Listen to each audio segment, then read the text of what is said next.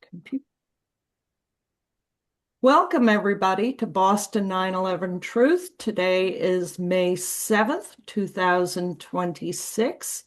And today we have our as our guest speaker, Madhava Setty.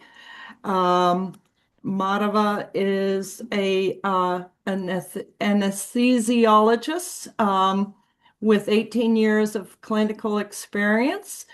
And he's also a returning guest on Boston 9/11 Truth. Last joined us June of 2024. Some of you may be familiar with his remarks for Turning the Tide last anniversary in 2025 on 9/11. Or actually, I think your address was on 9/10, right? That's right. Yes. Um, and also his address for the second annual David Ray Griffin that was hosted by IC 9/11 in 2024. Very impressive. But before I turn it over to him, I'm going to quickly go over some of our guidelines and our general disclaimer, which I do for all our shows. Um, First, the disclaimer: the views, thoughts, and opinions expressed are the speaker's own and do not necessarily represent the views, thoughts, and opinions of Boston 9/11 Truth. The material and information presented here is for general and educational purposes only. Boston 9/11 Truth and name and all its forms and abbreviations are the property of its owners, and its use does not imply endorsement of or opposition to any specific organization, product, or service. Boston 9/11 Truth aims to inspire and promote action by the truth advocates who support them and their efforts. So for guidelines, uh, basically this is civility so that we can move our discussions forward without any one person monopolizing. So during Madhava's talk, he does not have a presentation for us tonight, but I'm sure he's got some opening statements. Please, everyone, keep yourself muted, and then we will be following with a Q&A, which all the participants, if you can raise your electronic hand, if not, put it in the chat. I'll see you, and we'll take you in order.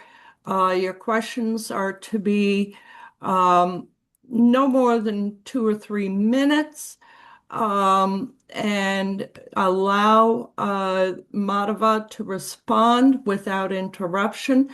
Voices are to be kept at a speaking level of sound, no shouting, and no one interrupts another person.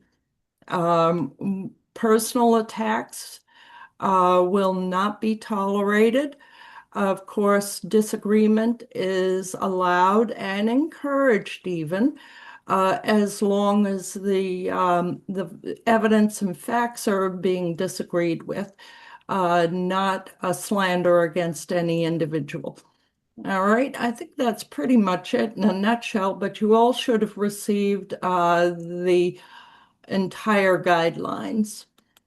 All right, without further ado, Madhava, welcome. Oh, thank you, Susan. Thank you, everybody. Just a quick check-in. Is everyone able to hear me? I'm going to assume, unless you tell me, I everybody hear can hear you. me. Okay, good.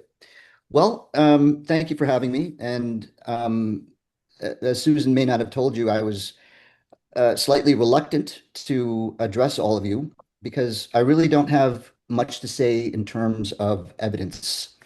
I think there are a lot of people here present in this conversation that know as much as I do, if not more, than what is currently known and what is unknown. So You know, my position on this has really transformed from one of a scientific pursuit to one that's much more philosophical. And, that's always been my contribution, I think, for the last 6 or 7 years to the movement of truth around 9/11 and 9/11 disclosure. And so I'm going to limit my commentary to I would say more philosophical considerations. And I believe that we're at a place right now where the philosophical aspect of what this event means to humanity is becoming even more prominent and important. And I'm going to start with the conclusion, okay, which is disclosure and an understanding of this event is going to happen. I mean, I think we all should be able to see that just in the last 3 years, there's been an enormous movement towards clarity in the public's understanding. And really, I see our role as truth seekers, if you will, to get out of the way as best we can of a movement that is unstoppable at this point. And it's really, for me, about hastening this realization and not thwarting it. And, so I would say that I'm extremely optimistic, and I've been that way for years because to me, it's quite evident that a truth like this, or the size of the deception, is too large to continue forever. And the momentum is on our side, let's say. So that's going to be the direction of my comments tonight is how do we get out of a way of a movement that is finding its way very, very quickly. Um, with that said, I would like to, pose this question, and I don't want an answer. I'm just saying, as you ponder and consider my thoughts today, to ask yourself why you're in this. And and all I can say, as Susan pointed out, these are my own opinions, and I can only answer the question for myself. And if you're like me, the very first question, or the answer to the question, like, why do I want to investigate and talk and write about these things, is I want accountability. Accountability around the people who perpetrated that. And then an interesting exercise is to ask yourself, and what would that mean after every single question? What would that mean? Well, what would that mean if the perpetrators were held accountable? Well, to me, it would mean that we can start seeing the world through a different lens. It's not necessarily about punishing the people who were responsible. It's really about opening the eyes of a large group of people. And what would that mean? So what? What would that mean if eyes were open now? Well, obviously, the lives that were lost cannot be gained again. This is about preventing the next false flag and preventing a response to the false flag. So we need a population that's smarter, discerning, and discriminating with how they're processing information that's coming from the lens. And the lens is, of course, legacy media and what the population is being told and is being told right now about many different things. And once you start to obviously question what you're being told, many different things start to take on a different flavor, let's say. So what would that mean if we can prevent the next false flag or a response to the next false flag? Well, that would mean that there would be a whole lot less suffering on the planet. Obviously, these kinds of events are driving us to taking up arms against one another.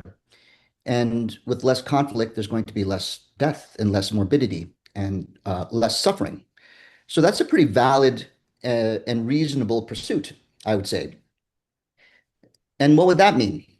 Right? We're all going to die and we all suffer. That's part of the life experience. But why would this be so important? And I'm answering for myself and I'm just stepping you through my own processes.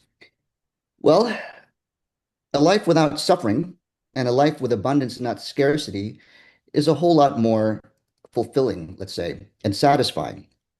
And what would that mean if you had a more satisfying life of abundance that's not filled with conflict?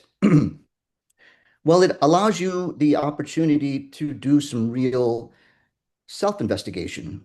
Why are we here? What is the whole point?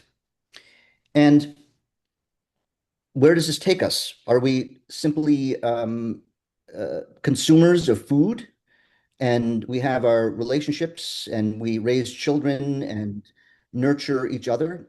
To what end? What is this all for? And I would say ultimately it's bringing us to a point of self-discovery, like who we really are and what does this mean in a larger context. And so what would that mean if we had a great understanding? Well, I think it leads to something very, very profound. And, these are the kinds of things that I like talking about the most. Everybody has different understandings of, what is, the three basic questions of philosophy, really, or of religion is origin, meaning, and destiny. How does this play into all of that? And what I would say is what we have right now from pure ontology is we have a dance between light and dark. And all of the people, let's say, who are trying to shield us or obfuscate our eyes on what is happening, um, they are worthy adversaries, let's say. And this brings us to a very interesting point here. And, this is something to consider for yourself, is my life has changed tremendously since opening my eyes to 9/11 because it's given my life an amazing amount of meaning, something far more than what my friends from childhood are dealing with right now. We're all dealing with, the same issues of being a citizen of a country and dealing with regulations and our limitations as to what we can do. But my life has a tremendous amount of meaning. And the 9/11 event has brought me to this place where I feel very, very honored and lucky to be part of a just battle. And this is an important point for me, at least, because now I can regard the perpetrators of these kinds of events as valuable catalysts in my own awakening as to who I am and what a purpose really is for a human being on this extraordinary planet. And so when I can regard the perpetrators, we started off with, I want accountability for the Dick Cheneys and the, whomever you want to say was responsible. Um, that is a vibration of reactivity and the need to punish or the need to be vindicated by all the people who for years have been saying that's a crazy conspiracy theory versus regarding them as a worthy opponent in a metaphysical battle that we're having that has huge implications for billions of souls on this planet. And so this brings us to, what the battle really is. And I would say that we are on the winning side for sure. Ultimately, we're going to win because their position is based in deception, and our position is based in clarity and truth, if you will. So, there's a saying that goes, all the darkness in the universe cannot extinguish the light of a single candle flame. So, we're going to win if you're on the side of light. Let's just call it that. And, I tend to not talk about things in terms of good and evil because without the evil, we would have very, very little impetus to do some serious self-exploration, to really define ourselves in this wonderful experience we call the human life. So they're, as I said, we're the adversaries of people like us, and they have a much bigger job. So, first of all, they're going to be for the most part, a tiny, tiny minority compared to the rest of us. And by the rest of us, I'm including all the people who still are going about their lives thinking that there's nothing beyond what you're hearing on the news. They're really on our side, and very few of those people will not eventually come to our side. So how are they going to defeat a much larger group than them? Well, it's obvious that the only way for a small minority to suppress a vast majority is that they have to sow division. They have to make us into smaller groups.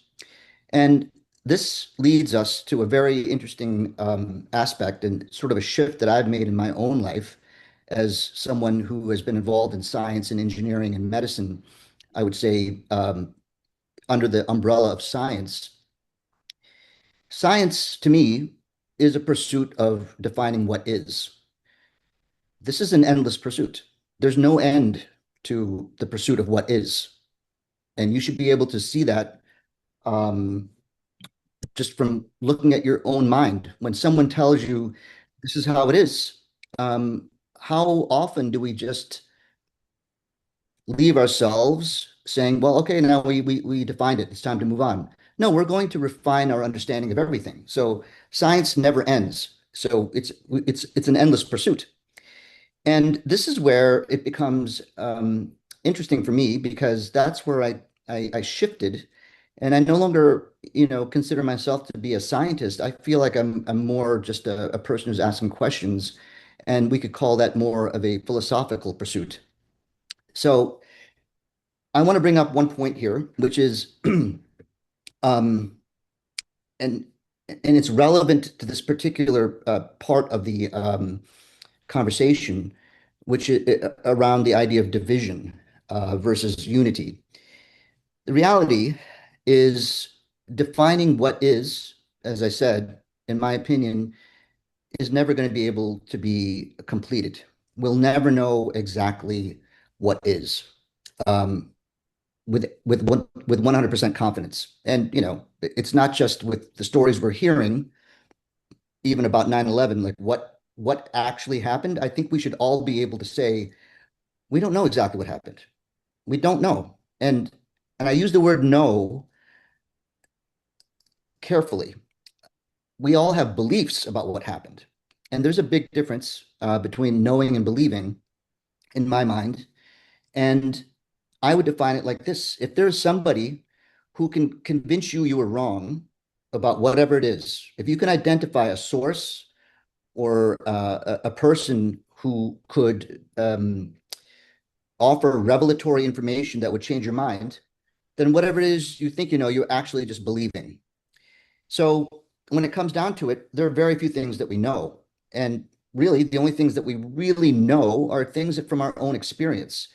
But our world is created in our minds based upon third-party opinions and information that we were not present for. We don't have any personal experience of these things.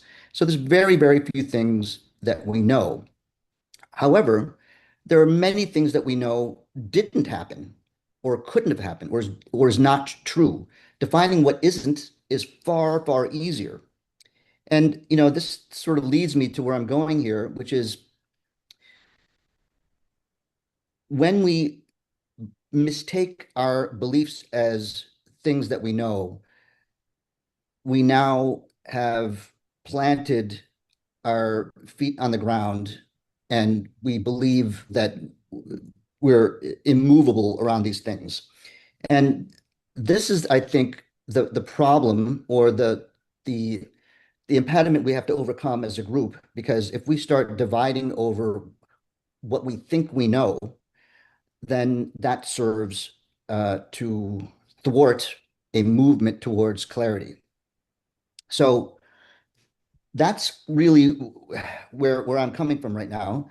And, it's this sort of humility that I believe we need to embrace, or I need to embrace, let's say. I try to embrace it as much as I can, because when it comes right down to it, I simply don't know exactly what happened. If, even if, someone said,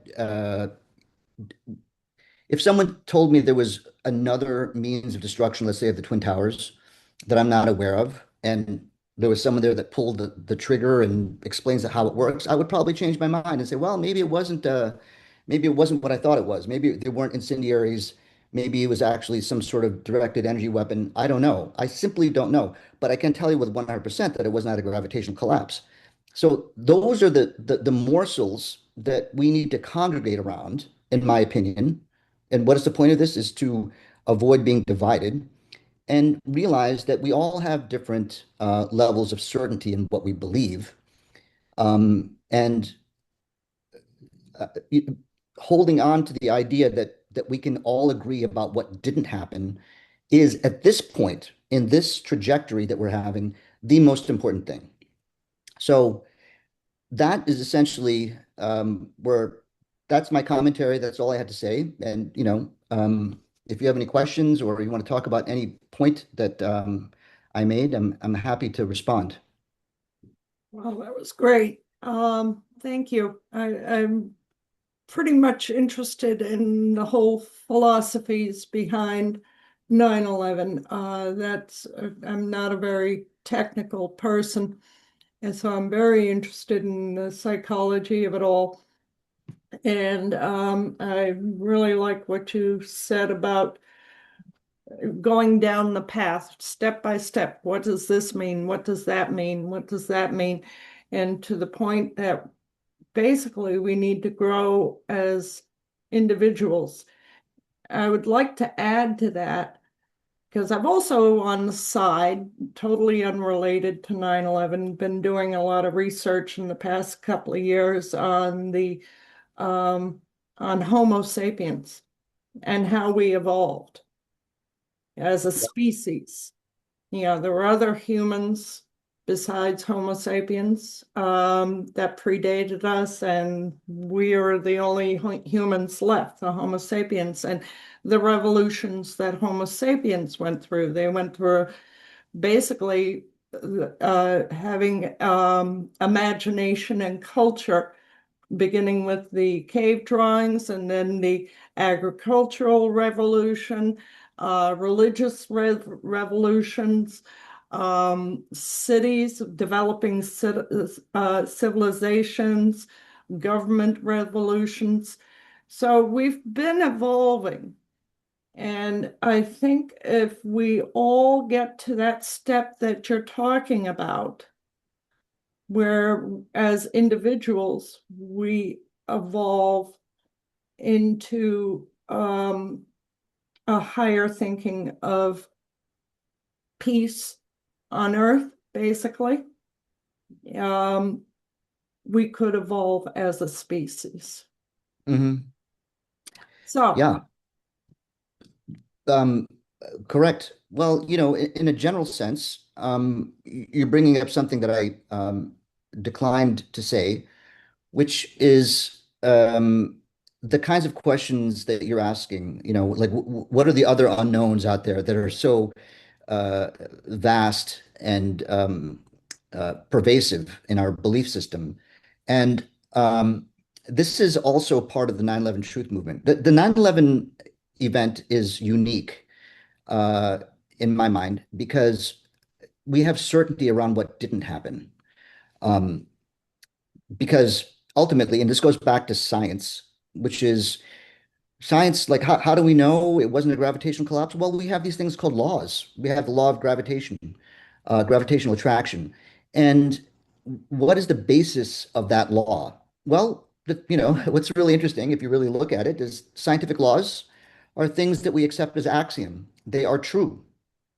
Why they're true, we have no idea. We have no idea why, when you throw a ball up in the air, why it comes back down. We don't know why there's an attractive force between, uh, magnetic poles. We don't know what. We know we can define it, but we don't know why. So ultimately, everything is based on axioms that we accept as true. So, um, so with 9/11, it is obvious and irrevocable that the buildings didn't fall from a gravitational collapse. This is a unique position. It is a window into things that are much bigger. Because if you look at all of the other conspiracies, let's say, you don't have that kind of certainty around what didn't happen, um, in my opinion. And so, nevertheless, this allows us to question what we're being told about everything. And we have a very interesting, we're at a very interesting juncture right now in the evolution of our species. And that is that with regards to 9/11, how do you engage with people who have not really looked or talked about this before? Most people don't have that kind of grasp of science, let's say, and it's much easier just to believe what they were told. But we have a huge number of people right now, they're scratching their heads about what happened over the last 6 years. And, it's been very hard to talk about these things, but this is a way in, is once you have a soil that's fertile for the growth of, let's say, conspiratorial thinking, we have to uh, take advantage of that. And the way to 9/11 may not be through, building 7. It may be through, well, how did you feel about being forced to take a jab? What do you think happened to Charlie Kirk? How does this relate to JFK? So it's sort of incumbent upon us to really look at all of the other things. And Susan, you mentioned, the evolution of Homo sapiens.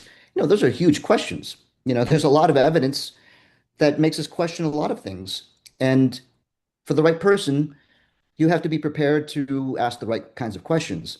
So I would say for those of us who are interested in other topics, to really learn about them and be able to, off the cuff, have the elevator conversation. You know what I mean by the elevator conversation? It's like you're stuck in an elevator for 90 seconds. How do you present your opinion in a way that allows that person to go and scratch their head and start, looking things up themselves and asking their friends about what they think. And um, this is a very dangerous thing to the people who are controlling the species, I would say. That's true. All right, so we have three people who have raised their hands. First off, we have Jerry from Scotland. Go ahead, Jerry. Hello there, Madhava. I enjoyed Hi, your Jerry. in, I enjoyed your Hello. input on the turning the tide thing. I enjoyed your talk there. Can you hear me okay? I can now. Yeah, go ahead. I'm interested in that sort of philosophical approach about what we know and what versus what we believe. In other words, is a faith-based belief. Do we trust the establishment or do we trust the science, really? It has always been the question for me. And for me, it is more about what we knew before 9/11. We knew if we were in a high-rise steel frame building and there was a hydrocarbon fire, that it was going to be okay because your barbecue doesn't collapse if you leave it on. Yeah. It's common sense. And 9/11 has asked us to cast all of that aside and to say what we believed is now changed. There's a step change there. And it's only the people who were technically aware before 9/11 who are being asked to change their belief. In other words, it's not a question that somebody on the street would have asked themselves what happens if a framed tubed steel building goes on fire. So Right. I think that the changes that have happened since 9/11, you mentioned like the COVID thing, the jab, the Charlie Kirk, all of these things have been eroding people's faith in the establishment.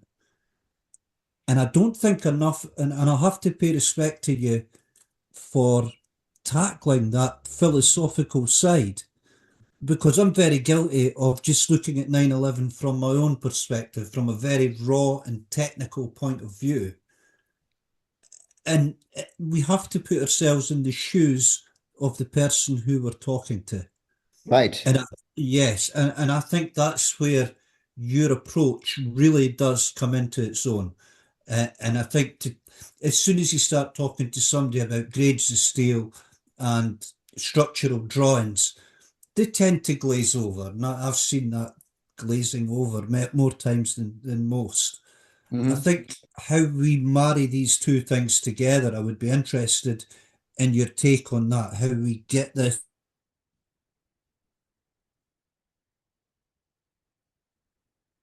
Oh, you're frozen.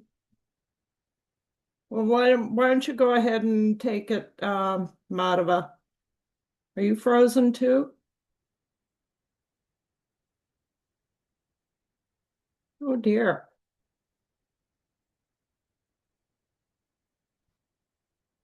Is everyone frozen? Enjoyed your input to There turn we in the time. Thank you very much. It's very kind of you, Jerry. Yeah, thank you for listening in.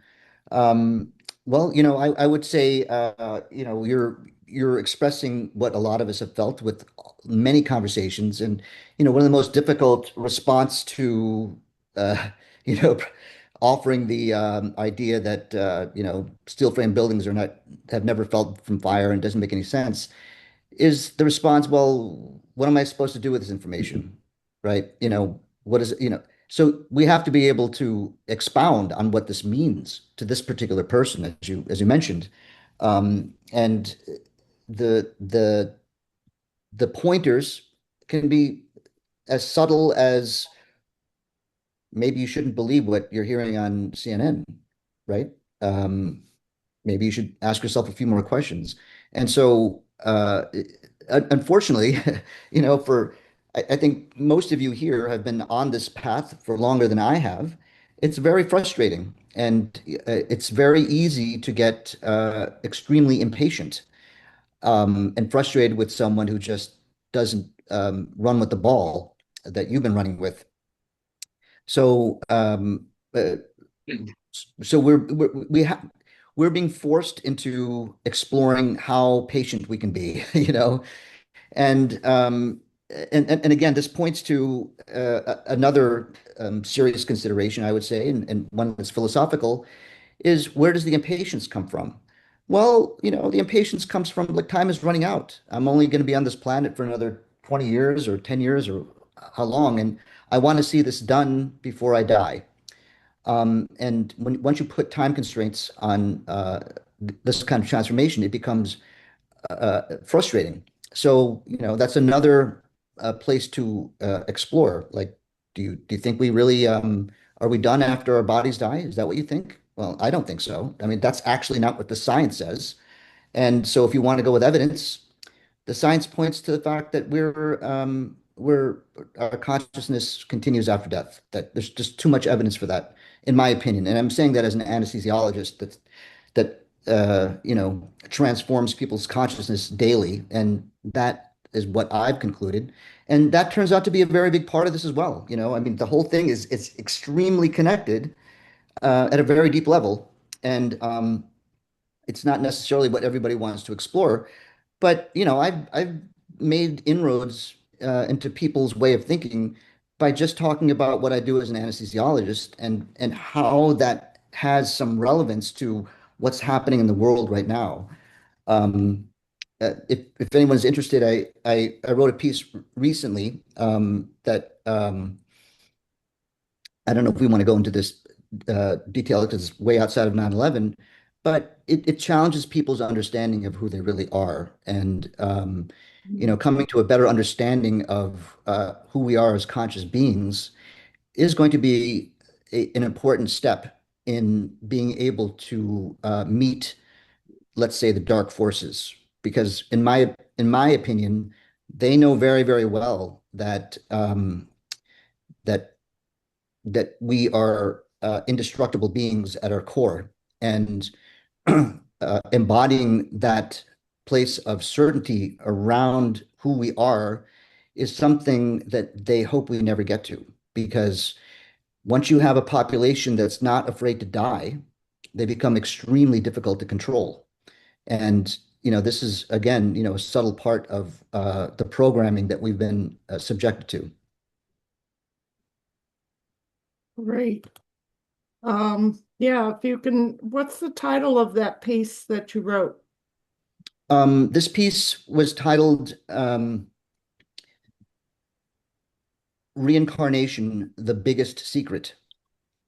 And as soon as you say the word reincarnation, it's obvious that people have their own understandings of topics like that.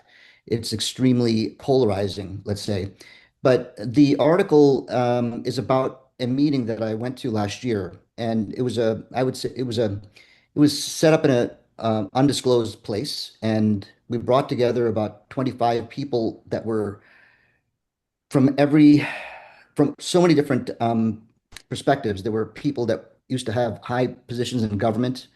There were geologists. There was, UFO researchers, free energy researchers, and I would say I was the lone participant from the 9/11 truth community. And we got together to discuss who and what is really behind this cabal, if you will. Obviously, it extends far beyond 9/11. And the point I was trying to make is the kinds of institutions and systems that are suppressing humanity's prosperity have taken more than one generation to create. And, the question is, how do you conscript an army of evildoers, let's say, to do these deeds? And my point being is the people who are, really behind it, sort of the high operatives, let's say, and I'm speaking about things in a very general sense, not just around 9/11, but just endless wars and false flag operations, the the construct of money and central banking. Um, how do you bring people into a endeavor that is clearly evil, right? You have to have smart people that are running these kinds of operations. If you're a pretty smart person, even if you don't have a lot of scruples, you would scratch your head and say, wait a minute, how do I know that I'm not going to suffer interminable hell for doing these terrible things? How do I know there's no karmic retribution? Well, I believe if you were to deduce or guess at what kinds of information is being hidden from the public, what do these secret societies, let's say, talk about behind closed doors? What is what is kept in the library of the Vatican? What's held in the catacombs below it? What kind of information is too valuable to destroy, but too dangerous to expose to the public? Now you start really, going deep into what we think that might be. And I would have to suggest that a lot of that stuff, the most sacred or the most secret, would be around, the about around consciousness and what it really means to be human and what happens after death. Because these kinds of organizations, let's say, and institutions, they take generations to deploy and consolidate their power.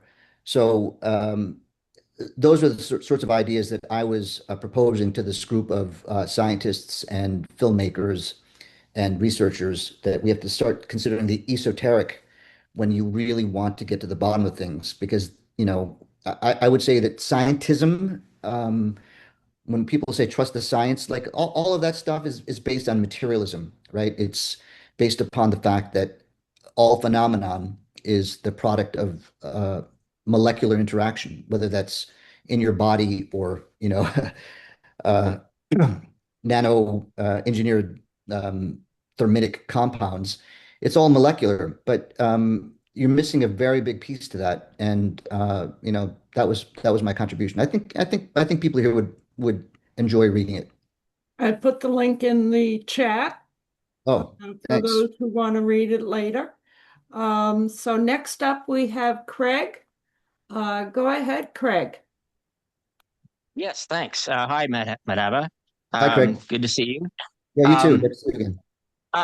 I really related very, very closely to a lot of what you had to say there, and, and it actually kind of echoes what I have been, um, I guess, standing for, because I think to myself, when we do, there are going to be divisions and there are going to be disagreements. So the question I always ask myself is, how do we approach this so that those don't get in the way of what we're trying to achieve, Yes. right? And my solution, which is, I don't know if it's a solution or if it's just a strategy, but it's the best I've been able to come up with, is exactly what you were talking about, which is focus on how we can prove things in the story to be false Hmm. or impossible, and not spend so much time as some people are very keen on working on specific theories about how it exactly was done. Yeah. And so you mentioned the directed energy. That's one. Even at the Pentagon, was it a Sky Warrior? Was it a Global Hawk? Um, I prefer to look for questions, kind of more, I guess, central questions, and then saying, well, does this hold up? And with the World Trade Center, I kind of feel like that's an area that we've kind of made our case well enough in that area. So now Hmm. it's a question of just getting the information out.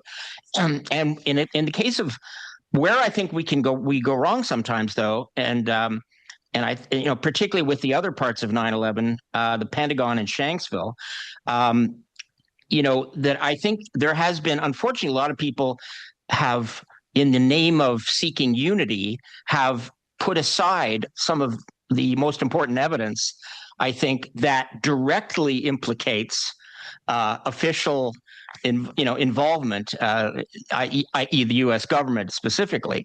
So I'm not sure if I'm going to end this with a question mark or whether it's just going to be a statement that you're going to comment on. I haven't Hmm. thought that far ahead, but I prefer to look at. So to me, if you say that a plane didn't hit the Pentagon, which I think is, to me, is, I would almost call it obvious, but I don't want to sound, obnoxious or anything. But it's to me very evident from the evidence. Um, that directly implicates the government, because then that means that they did some staging there, and if they did that, that means it's a deception. So that's why it's such an important question for me, and why I feel kind of saddened by watching many people in the movement want to put that aside. And I think they're going to do the same with Shanksville, because that's now being kind of brought up more often. In the interest of, well, we need unity. We need to be all on the same page. So let's have a consensus over only the things that we all agree on. But the problem in that is that we may be just um, not looking at, or we may be kind of disqualifying some essential evidence. So I don't know what my question actually is, but I'd like you to comment on that. Yeah. Um, Yeah. I mean, I don't. You're into 3 minutes, so let's let. Oh, sorry. Oh, yeah. Well, then I'll just Thank you. I'll Thank let you, Greg. Madhava just comment on that. Thanks. Yeah. Yeah, Craig, I really appreciate that statement. And that's something that I'm glad you brought up at this very moment. And for the record, I would agree with you. I mean, to me, in my present understanding, it makes far more sense that a plane was not involved with the Pentagon. And I don't know what it was, but logic points to the fact that if I was the perpetrator, I probably wouldn't want to have a human pilot of anything fly that particular pattern with a 100% certainty that it was going to hit the target, right? I mean, and it's not a proof of the theory. It's just that's my general belief. And I don't want to go into the nitty-gritty of why that is. We can just assume that a lot of people believe what you believe and what I believe. But there's going to be people who don't. And my point here, and this is the most important point, is when you or when we or when anyone in this movement in particular um, goes from I don't agree with you in your opinion to you are pushing this perspective because you're actually controlled opposition looking to derail the movement towards 9/11 truth. You have to be very careful with that. It's in a general sense, what I always, I'm all over the place talking about many different things around science and, medicine, is when you, and by you, I'm not talking about you, Craig, or any, I'm just talking, when a person attacks the character of someone that you disagree with, you have to be very careful. And the reason why you have to be careful with that, and by character here, I'm talking about the intentions of the person, specifically in this case, is when you start doing that, you have to be careful because if you eventually find out you're wrong, um, it's very hard. It's easier to say, "Gosh, I was wrong about that." I the whole time I was misled and you were right. It's another thing to realize that you were a jerk and accuse this person of something that they weren't. And the reason why that's important, and you have to look deeply into how the human mind works and your subconscious, is that it's easy to get into a situation of confirmation bias because you're afraid to eventually have to admit that you were a jerk. Way easier to admit that you were wrong than to admit that you were a jerk and you made unfounded accusations. So your level of certainty around your position has to be absolute in order to make the jump from you're wrong to, you're part of the op, let's say. And so this is someplace where we can have very, very strong opinions about the science or the data or the evidence and be in disagreement. But going to an attack on the person's character and intentions requires a level of certainty that we simply do not have. I mean, we don't know. I mean, we can be very sure. I would bet all my money that on one theory and not the other, but I'm not sure. There's a possibility that I'm wrong. And so that little bit of uncertainty should be, in my mind, enough to say, well, I'm gonna stop there. I think you're wrong. These are the 11,000 reasons why I think you're wrong. But I'm not going to go to you're trying to divide us by holding on to this ridiculous position. And another way of looking at it is to look at it from the other end, right? Let's say that you were controlled opposition, right? And you wanted to derail the truth movement towards unity. How would you know? What would be the goal of it would be to create disunity and disharmony. So if that is what you're doing, then you may actually unwittingly be part of the controlled opposition. I'm not saying that's what you're doing, but I'm just saying that's what they want to do. So there might be people that are perhaps invoking this level of accusation, is what I'm saying, and it serves that purpose, whether or not you're doing it wittingly or not. So I'm just saying, how certain are you that this person is wrong? If you're certain enough to call them, part of the op, I would have to disagree with you. I just don't think that we have that level of certainty. That's the thing that we need to be aware of. But thank you for that I don't. comment. Yeah, go ahead, Craig. Yeah, no, I appreciate those. I appreciate your thoughts, and I don't know if I'm allowed to do a follow up or whether I need to get. I don't mind getting back in line again, if Sue, if you prefer. But I did Yeah, want to. we have five other hands raised. So Right. Okay, why don't you get back I in can get line? back in line and then come around again. I don't mind that. Okay, that's Yeah, great. come around again, Craig. This is an important point. Go ahead, Susan. Okay. Who's next? Yeah. So Tim Olson, you're next. Go ahead. Are Hi, you? Madhava. Thank you for coming to Boston 9/11 Truth. It was good to hear you. I especially appreciated what you talked about at the end about what we know, how we know what we know, and certainty. And I came to 9/11 Truth through COVID because to me, I'm an engineer. And Mhm. for me, the whole COVID experience was just the epistemic, because what you were talking about is epistemology, right? Yes. And right, and so Right. the complete epistemic arrogance that experience while I was working at an engineering company amongst my Yes. employees was over the top, and I'm like, something is off here, right? In fact, I didn't wake up during COVID until the censorship started, and then all the ad hominem attacks along with it, right?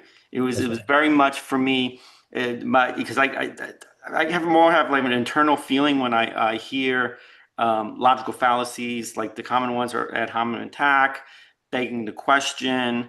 There's some other ones I can't remember off the top of my head I commonly hear when they're trying to enforce a truth, especially to justify censorship, right? And so that's how because I'm like, oh God, if this is what's going on here with COVID, that made me revisit 9/11 truth, right? And so, Hmm. you talked about, certainty around what we don't know. The thing for me is Boston 9/11 truth. I would be okay with somebody came in who believed the official narrative, but they were open to hearing everything else, right? This is Yeah. the issue I have with the quote unquote normies, mainstream, whatever you want to call them, is not so much that they believe the official narrative, but many of them are not willing to hear what you have to say. They're extremely closed-minded, and they start, they come on with the insults, conspiracy theorists, this and that. And so I'll ask the question because what you just said in the previous person who asked the question made me think of a new question around. You talked about when you act like a jerk to somebody, it's hard to admit you were wrong, right? So, Yeah. especially during COVID, in my opinion, a lot of people were jerks, right? Hmm. Right. Yeah. In fact, The Atlantic ran that article. Oh, we need an amnesty, right? But a lot of people were jerks. The people being, throwing punches at people on this New York City subway because they're not wearing a mask, stuff like that. People shouting people down, this or that, right? How does this affect us?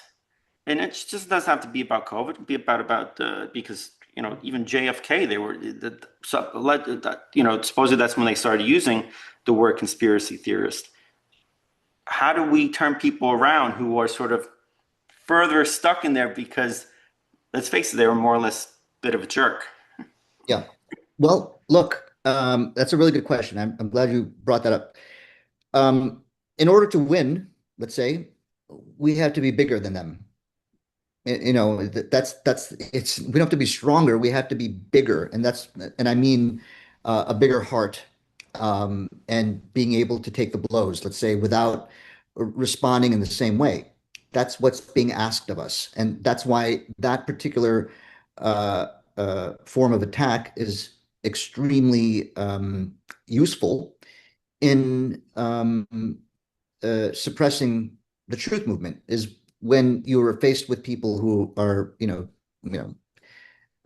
attacking you personally, or, even physically, as you mentioned during COVID. It's very hard to turn the other cheek, let's say, right? I mean, the real power here in unity is around forgiveness.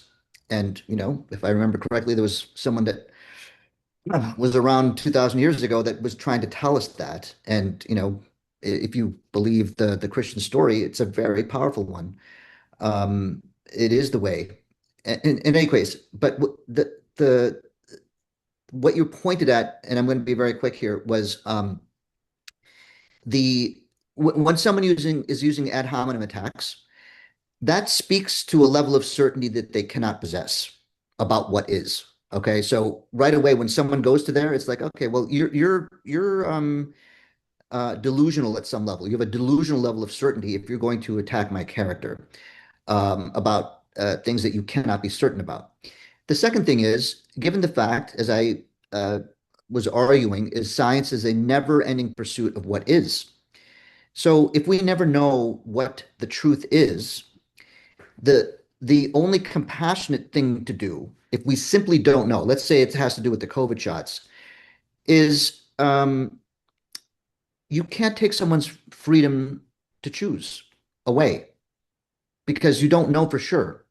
And liberty and freedom and being free is our essential nature. So if your argument is that you have the right to curtail my freedom, that's a huge warning sign, because you don't know enough to be able to say that you have to do this, because you simply don't know if it's going to be harmful to that person, because we don't know as scientists what the truth is. There's uncertainty. When you start pulling apart, atomic particles, you arrive at uncertainty. That's the basis of quantum mechanics. So at the very, very basic level, as far as we know, you cannot know a particle's position and momentum simultaneously. That is, the uncertainty principle. That's what's behind all of this materialism. So at the basis of materialism is uncertainty, right?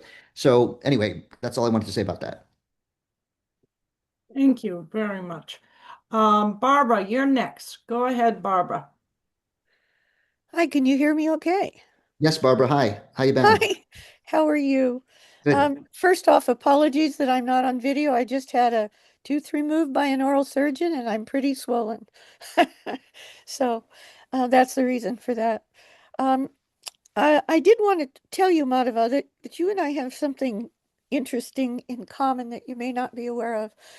Um, I earned the first ever graduate, fully accredited WASC accredited graduate degree in the world, let alone the US, in consciousness studies.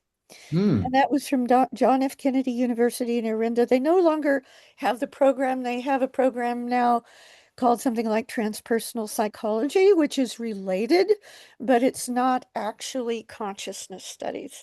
So, maybe we can share information later about that. But the reason that I raise that is because I'd like to address, it's hard to do in just 3 minutes or two left, because it's so important.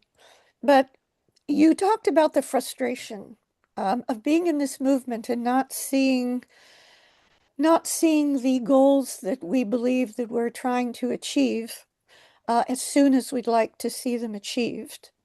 And that's a, that's especially true for those of us who, for instance, are on the Lawyers Committee for 9/11 inquiry, where we've had the courthouse door slammed in our face, with the court saying that even 9/11 victims' family members don't have standing over and over and over again. There's not a single case that's gotten through the courthouse door. uh, e- except to be dismissed for some reason or another, frivolousness or lack of standing, something like that. Mhm. And that frustration is one side, but I want to comment on the spiritual aspect of being in the movement because Yeah. you can imagine having a degree in consciousness studies. There was a reason I was attracted to that. I was the first student, by the way, ever to sign up for the program and the first graduate. And the spiritual aspect is what gives me not only hope, but certainty we will prevail. Mhm. Um, and let me just, you, you, you can't talk about it abstractly. I have to give you an example. Now, some people on this call already know of this example, but many don't. So I'm just going to give you an example. I wouldn't have been attracted to the consciousness studies master's degree program, master's of science, by the way, not arts. Um, if it hadn't have been for my life experience, and I won't go into that, but it's hugely synchronistic life experience.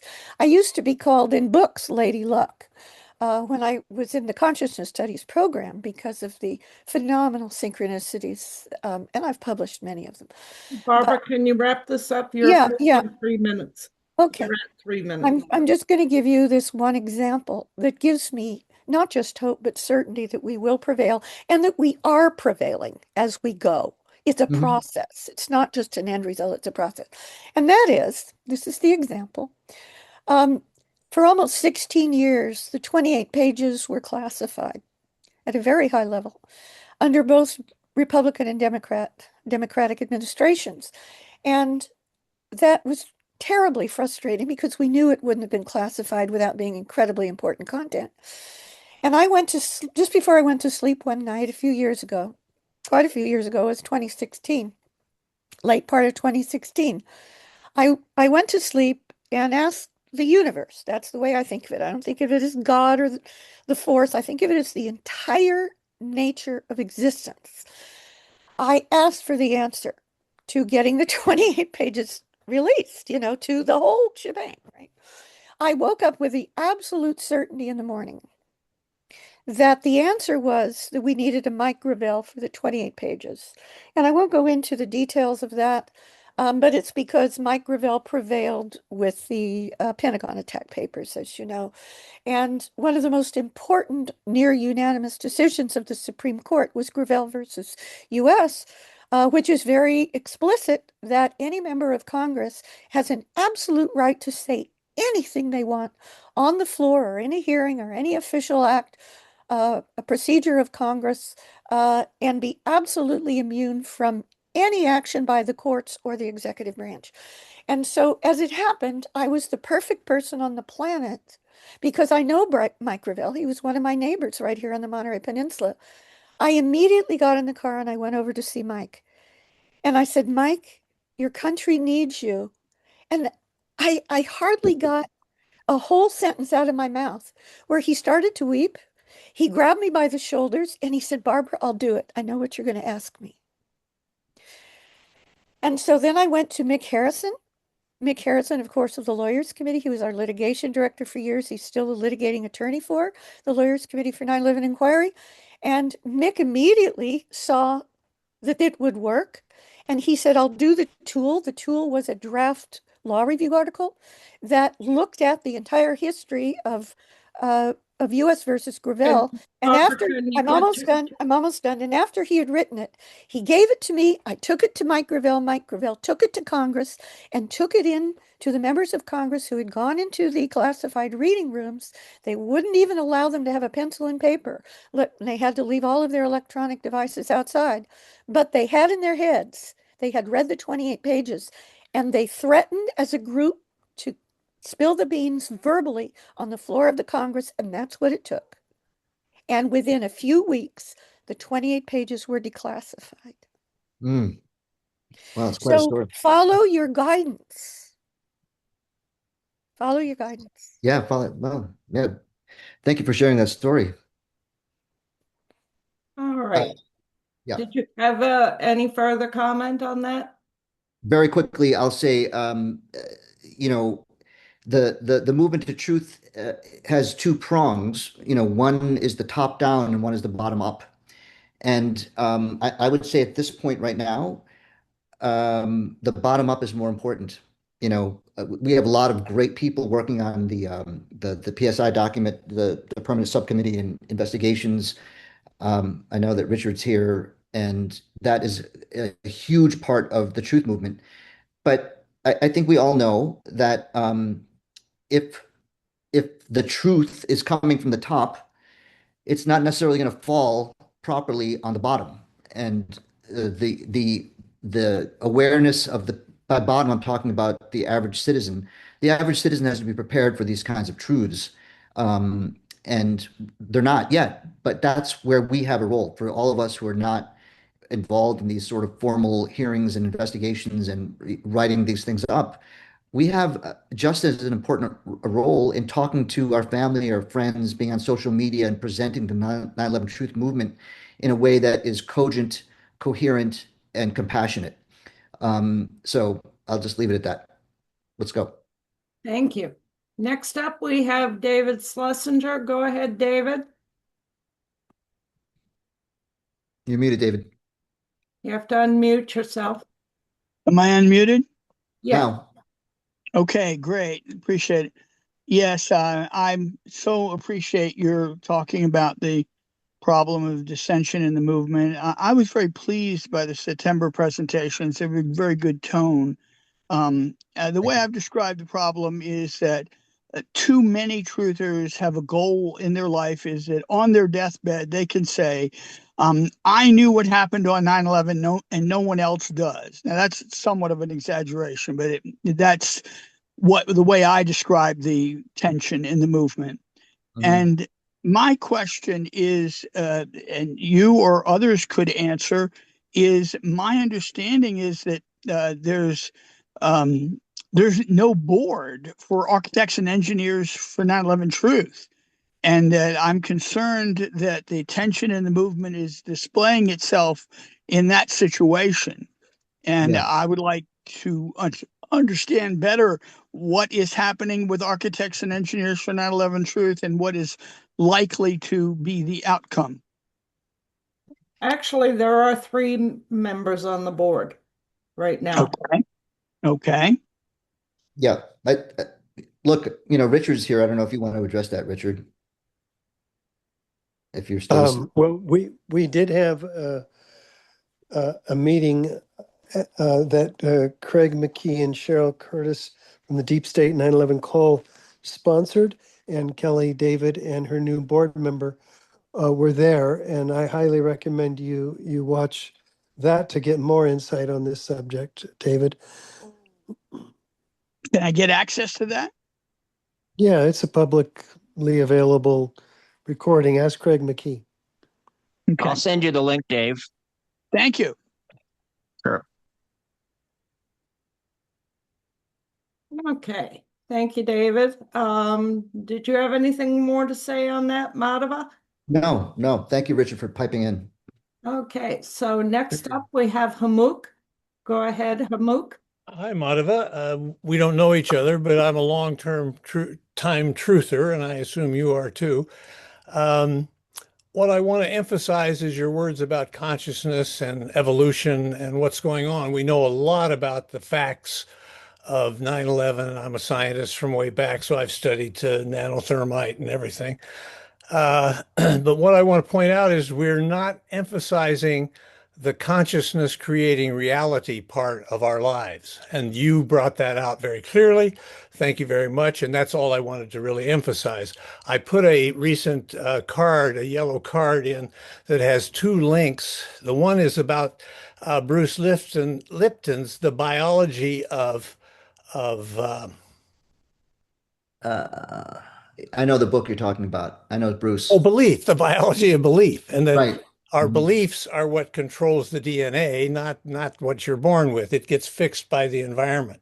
So Mhm. anyway, that has in it a statement that says, uh, uh, well, I forget where that is. Anyway, I'm going to move on.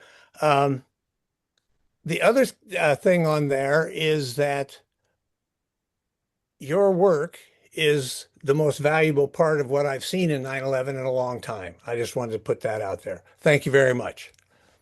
But It's take a very look kind at the of card. Take a look Okay. at the card. And also, as a virologist, you might be interested in this book by Saeed Qureshi, where the comment out of that is an MD is no more a scientist than a car mechanic is an engineer. And if you could take that to heart without being offended by it, then we're on the same page. Well, Anyway, take a look absolutely. at that too. Thank you for that. And thank you for your kind comment. I did have something to respond to you. Oh yeah, the biology of belief. Look, this is why it's very important to have the right perspective. And whether or not you want to believe this, manifestation, consciousness creates reality, whatever. The first thing to realize is the logical thing is to accept the fact that if you believe we're going to win, that whatever winning means, it can't hurt, right? How is that possibly going to hurt things to walk around with optimism? Um, I mean, I don't know. If you're that cynical, then, try that out. But we also have to realize that there are pharmaceutical companies that pay billions of dollars to demonstrate that their product is better than a placebo. Yet nobody wants to acknowledge the fact that the placebo is very powerful, right? So anyway, that's something to keep in mind as we march forward, staving off frustration is assume that it's in the offing, let's say. Thank you. Next up, we have Chuck Fall. Go ahead, Chuck. Okay. Hi, Madhava. Hi, Chuck. So the key truth that I'm absolutely certain about is that we're being lied to about 9/11 by the authorities. Yeah. And Lance DeHaven Smith presented at the 10th anniversary his idea of state crimes against democracy. So for a long time now, the idea of the SCAD has been present in the truth community as a rhetorical kind of assertion. And I'm an advocate for declaring that September 11th attacks, with the anthrax attacks, Pentagon, Shanksville, the whole package, are state crimes against democracy. So Hmm. I think I think the truth movement, I guess the question is to the truth movement, can all the organizations unite around an explicit allegation that 9/11 was a state crime, um, declare the official narrative is false, it's a big lie, um, and that fraud was committed by deep state, and just stand on that. And we're not, I mean, there should be an investigation. Congress should open an investigation on this, but we're not asking for what's true, Yeah. alleging that a crime occurred. And Hmm. that's a very different kind of rhetorical dynamic than just say, give me, oh, please, please, please, an investigation so I can know the truth. Yeah. No, I'm beyond that personally. Hmm. So with this stance, we can call out the big lie, identify the lie as the cover up, and then demand justice for the treason, the conspiracy to murder, the vast fraud. Then after that, if people want to allege and start talking about how it came down, how the event occurred, why that's the big wide open field, and should be discussed and explored. What happened really? But the what happened really comes after they committed a state crime, and we're demanding accountability, justice, and we want people to hang. So my stance is inspired by Lance DeHaven Smith and Cynthia McKinney's kind of discourse on this. So, what are your thoughts? I mean, am I too militant with this? Is this going to kind of alienate us from the masses? Are we going to upset people? What's your take on this? There'll certainly be people that we upset. There's no getting Yeah, around that. Look, they're scads. It was obviously a scad because we didn't lose in Iraq and Afghanistan. We lost in October of 2001 when we agreed to accept the Patriot Act. That basically, that that, was that that was was the biggest the crime one. against democracy. Yep. And so, there's more, that's about as big a piece of evidence as you need. And in a more general sense, sometimes it's worthwhile to play the role of the conspirator, the perpetrator. How do you, if you're in a minority, how do you get a large majority to give up their freedom? And we understand what this means, but it's a stepwise thing, which is the first thing you need to do is be able to monitor what the people are talking about. I mean, I would say that was the main thrust, if you will, if you were trying to create a crime against democracy, is to get the people to accede to surveillance of their communications. I mean, that's the first step. That was 9/11. And then you want to be able to control what people say. If you go back and look at the Solomon Asch studies that looked at uh, um, his conformity experiments, where people just want to go along with the group. The antidote to that was putting in someone who dissented.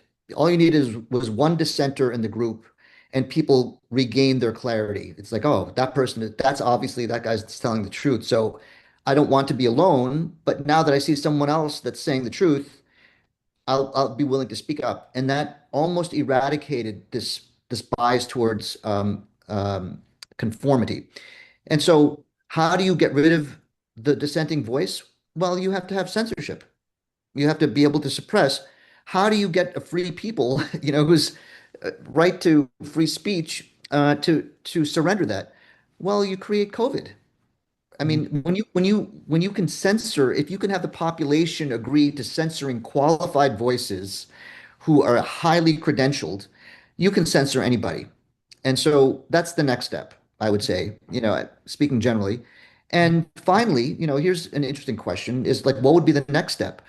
Well, the next step would be to get rid of people's ability to fight back.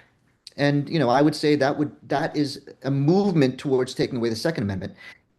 To be perfectly frank here, obviously the government is in possession of armaments that are no match to your buddies with a 12 gauge and an AR-15. So why the push to get rid of personal weapons. And look, I don't own one myself, but I want everyone to have one, you know. If you've ever been to Alaska, everybody's carrying and it's really safe and everybody treats each other well because you just assume the other person has lethal force in their glove compartment. But my point here is why, knowing that they have the ability to basically bring in their armamentarium and destroy, you know, let's say a group like in Waco, Texas. They can do that whenever they want to. Why would they want to take away weapons when we can do that? It's because they take away our belief that we can fight back. Just having the gun itself gives you a certain sense of confidence that when push comes to shove, you can defend yourself. And it's a psychological play, in my opinion, and that's what's behind the encroachment on the Second Amendment. But yeah, thank you for your comment. Thank you. All right, so next we have Craig coming back with a follow-up. You're muted, Craig. All right. Yeah, I'm on now. Good. Okay, thanks. So I've had time to jot some notes down here, so I can try to get this out. So yeah, so going back to what you were saying before about, you know, question of division and this sort of thing. You know, I agree with you, but I want to point a couple of things out. First of all, I'll say about ad hominem attacks. A lot of people, I think, mischaracterize what an ad hominem attack is. You know, very often a very strong criticism of either a stance that someone's taken or the way that they presented information is mistaken as for an ad hominem. In other words, if you say something really critical, some people who just aren't crazy about conflict will treat that as if it's a personal attack, and they don't seem to be able to separate what I think would be a real ad hominem from legitimate criticism. So I just want to make that point. Now, again, the key thing I find is, you know, we're in a truth movement and we can't agree on every single thing, of course, but we should at least be in agreement for the most part, I would say, on the fact that we're going to highlight things that are false in the official story. We're going to we're going to expose the falsehoods. Yeah. And it doesn't really matter if half the story is true and half the story is wrong. You know, like, there are lots of things. If you pick up the NIST report, you'll probably find a lot of specific details that are true, right? Yeah. But the problem arises, I think, when certain groups choose to focus on pushing what they claim is true in the official story, and not on looking at what's false.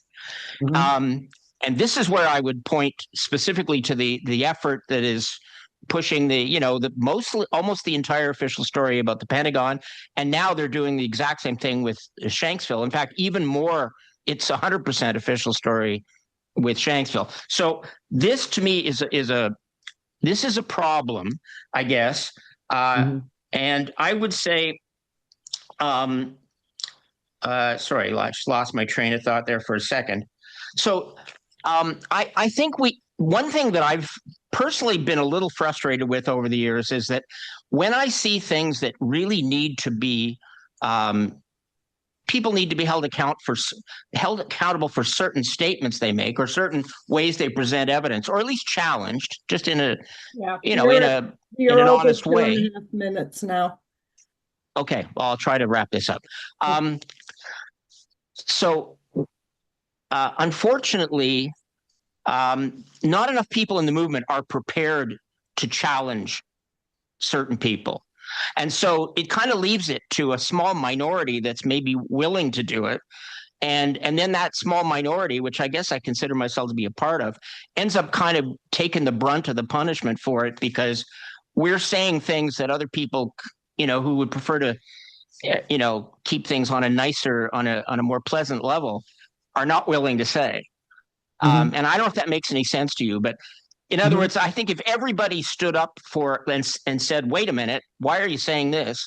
And was a little bit more willing to challenge some people who are pushing the official story, then maybe it I wouldn't be think left we to two or three people that are got are willing to do 3.5 it. minutes. Yeah, Right. no, look, Yeah. I completely hear you, and um, I understand your position completely. Um, and there needs to be, I wouldn't necessarily call it accountability, but we're a scientific movement, so we always have to be able to discuss and defend our positions when they disagree with, let's say, consensus. Um, but to do it respectfully. And I want to say something about what you said about ad hominem and the definition of such. Um, falsely falsely accusing of someone using ad hominem is also not constructive, right? So there should be an understanding of, like, what is ad hominem, because it's not a nice thing to say that you're using an ad hominem attack, because using ad hominem attacks is cowardly. But a definition, and I'm going to get back to what you're saying here, is when you're attacking someone's character and not their argument, in a general sense. I hope we can agree that that's a reasonable definition of ad hominem. Isn't So the actual translation at the man? yeah, you're going after his character and Right. not his argument. Right. So that's by man, what this man represents, let's say, who he is as a character. So attacking someone's position on, say, the Pentagon story, that's not ad hominem. But suggesting that that person is somehow part of the group of perpetrators, that's ad hominem. That's a very deep insult to someone. Mhm. Uh, it's an accusation of their character. So Yes. I think we can be very clear here that people, let's say, who disagree with us about what may or may not have happened at the Pentagon in Shanksville, I wouldn't say that they were part of the group that wanted to see the Twin Towers come down. I would not say that they were trying to hide the huge deception that happened in New York City and Building 7. So, but when that sort of attack is directed towards someone because they have this, what I would consider an illogical position about what happened at the Pentagon, I would consider that ad hominem.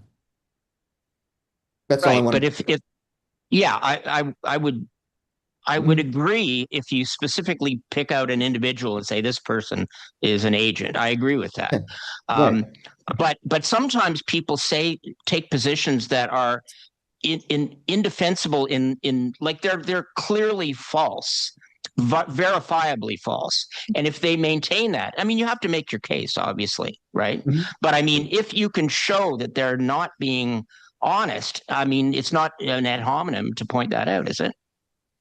Um, No, it's not an ad hominem to point out. Well, hold on a second. It's one thing to say that what you're saying makes no sense. It's another thing to say that that you're proposing something that is false. And look, I want to be very clear here. Like, I know a lot of extremely intelligent individuals who are completely wrong about things, and they consider themselves to be experts in their field, and they just can't get. Look, in my experience with scientists is that they're so interested in solving a problem that they miss the big picture. And that's how you can get very intelligent people to build machines that are more efficient at killing people. Because the problem is interesting. How do we solve this engineering problem? And, they have these theories that become their babies, and then they mistake belief with knowing, just like the rest of us do. I mean, they fall into the same traps. That's why this is a big part of, what I wanted to say in the beginning was, like, you have to be able to make that distinction. And I would suggest that those people, let's say, I'm not going to name any names, but we'll just say that people who disagree with us about what happened at the Pentagon, they think they know what happened, but they really don't. They believe it. In the sense that there would be some evidence or someone that could come forward and demonstrate that they were wrong if it happened, but they don't want to acknowledge that possibility, that room for uncertainty. And when that little window is gone, it's just a tiny window, but it's the difference between being 100% certain and 99.9% certain. And that 0.01% is the flexibility that allows you to say, okay, I'm not sure, and I can hear your argument, versus I'm 100% sure about this. And it goes both ways, obviously. So Craig, what I want to say is I think it's healthy to be able to push back and have these conversations.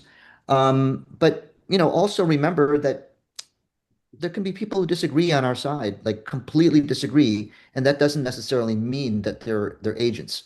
And again, my initial point was, how do we get out of the way of the movement? It's moving in the direction of truth, and that's something to consider, to say, okay, this may be a battle that we want to hold off for a little while, and it won't make a difference in the end. It really won't. Once all of the other 200 million people that have never heard about 9/11 truth start to question these things because of other things, it's not going to really matter to them, really.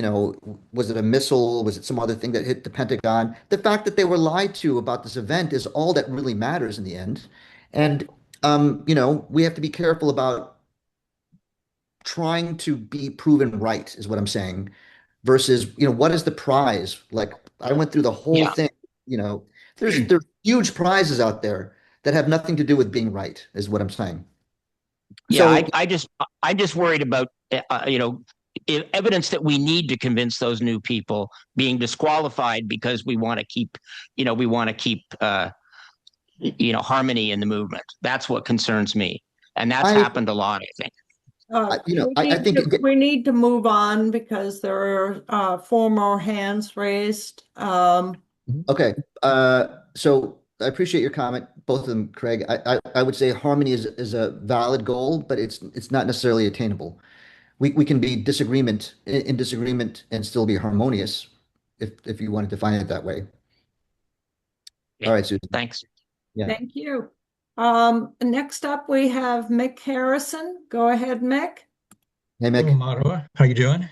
Good to see you, man. Same here. So I have two quick points on your presentations, which I appreciated, and then a couple footnotes on Barbara's comments about the Lawyers Committee litigation, which I won't belabor. First of all, I much appreciate your perspective, and I agree with what I consider to be your wise advice on how to preserve unity in the movement and avoid being divided by our opponents. I commonly say that, we outnumber our opponents, and the only way really we can ultimately lose is to let them divide us. So I much appreciate your point of view. I do believe that pursuing personal accountability for wrongdoers does serve important public interest purposes, including deterring future major crimes. And until a very pragmatic consideration, until the perpetrators are held accountable, they may feel secure enough to bring another false flag event or a pandemic event. So, accountability has been sort of my focus for 30 some years. So I still believe that being human beings, we can be deterred by an effective threat or punishment. I wish it were otherwise, but sometimes that's necessary to avoid future crimes. Barbara did mention that she thought our prior litigation for the Lawyers Committee was sort of thrown out in every case based on standing. That is partially correct. Our FOIA suits, Freedom of Information suits, did not lose on standing. We actually won one of those just for people's future benefit. There's no standing issue with FOIA. Congress gave you that right and then gave you standing. The other point that Barb made was she thought, or maybe she didn't mean to say, but she appears to have said one of our cases was dismissed for being frivolous. That did not happen. No, But I just to didn't. clarify. I didn't mean that. I meant April Gallup. Thank you. So that's all I had, Monica. Thank you so much. Mick, I really appreciate what you're doing. I mean, followed your work for a long time. Thank you. And really appreciate your stewardship on that wing, let's say, of the truth movement. I agree with you about accountability. It is an important part for a lot of us. And I'm just saying that it is one part of other things, and it leads to, I would say, greater benefits for humanity. And the other thing I wanted to point out here is, I feel like the people who are visible, who are, let's say, targets for legal reprimands for what they've done, I think that they are just operatives, let's say, of deeper forces, and they are expendable to the movement, let's say, on the dark side, if you will. So, it would be great to hold them accountable, but it doesn't necessarily stop the drive to control humanity. But you're right, being able to demonstrate to the public that we have a justice system that works is uh, an important part of this. But I think we're in a place right now where the entire justice system is demonstrating that they don't want to protect the public or protect the rule of law. I mean, we have, the Department of Justice basically genuflecting to deep forces, let's say around the Epstein files.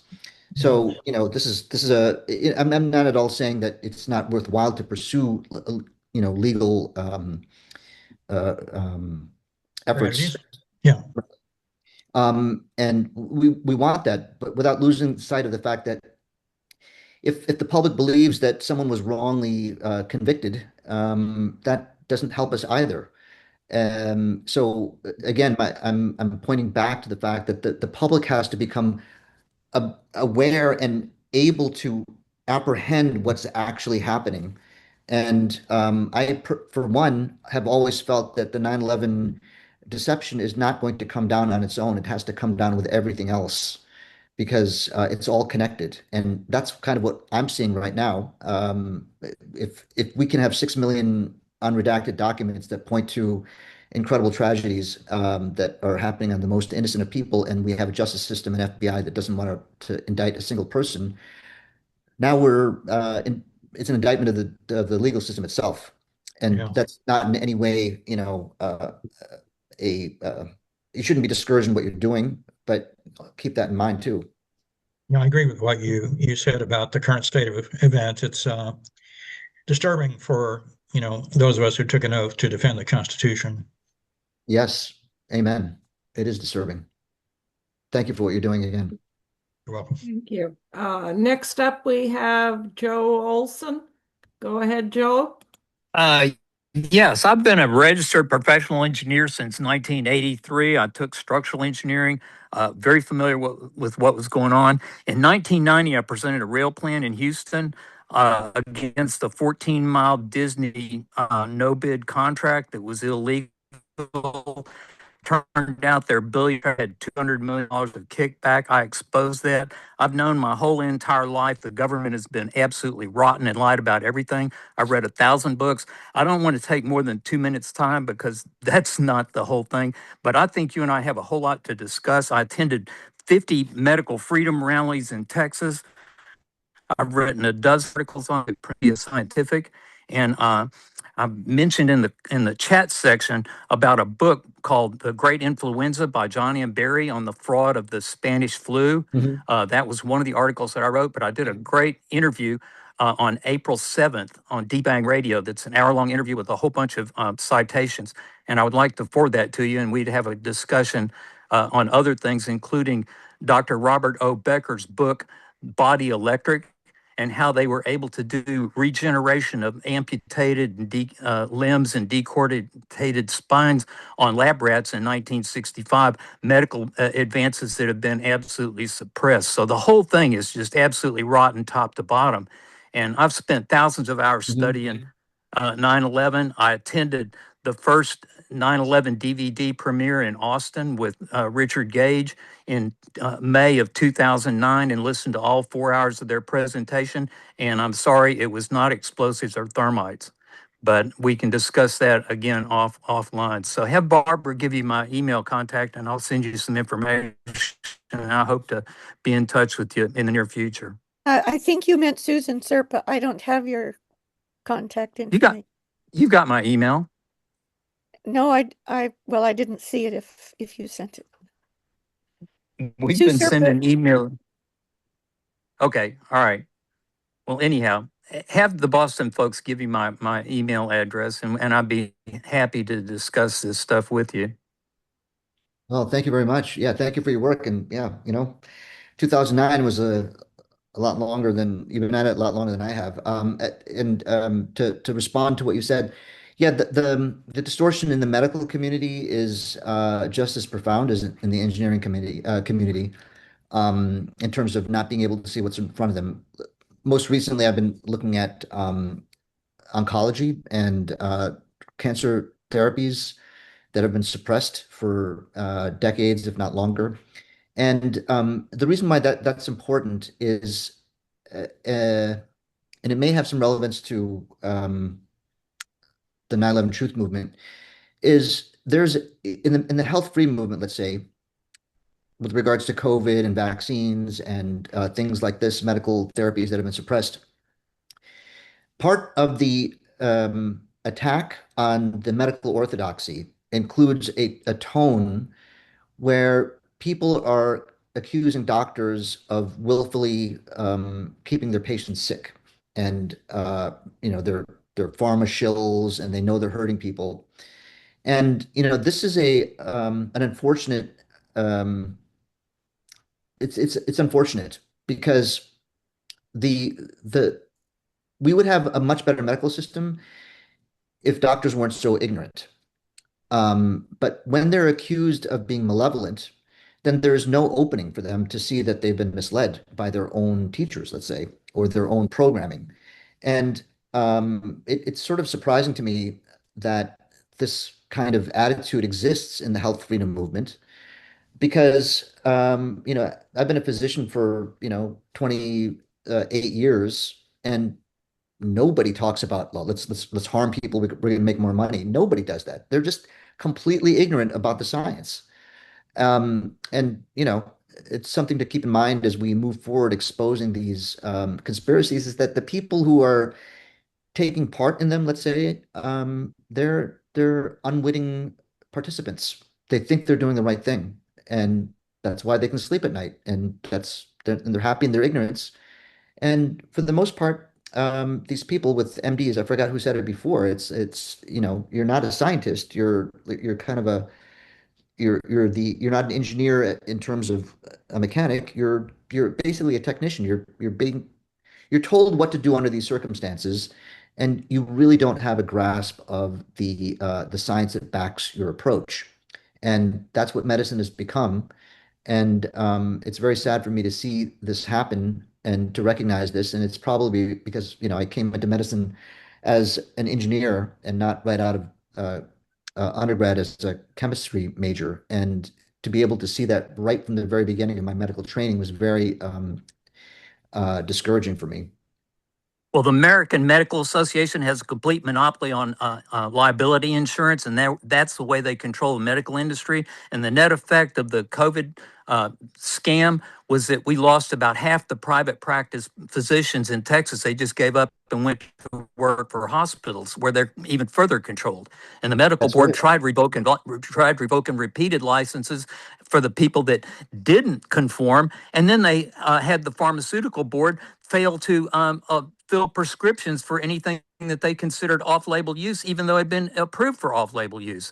So Yeah. that's the monopoly that we're fighting against, and people understand that monopoly. So if you break through the medical monopoly, it's going to also help break through the civil engineering monopoly on World Trade Center buildings.